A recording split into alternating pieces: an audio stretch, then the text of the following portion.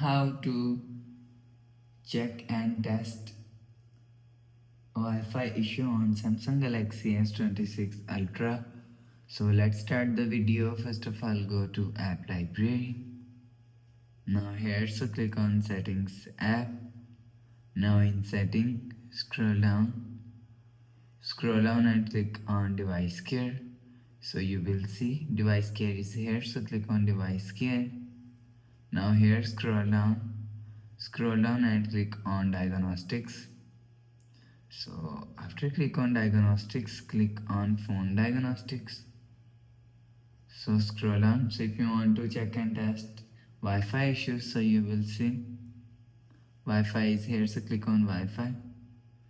So after Wi-Fi test, you will see test result is normal. So after watching, go back to home screen, refresh phone. So that's how you can check and test Wi-Fi issue on Samsung Galaxy S26 Ultra. So if you like the video, please subscribe. Thanks for watching.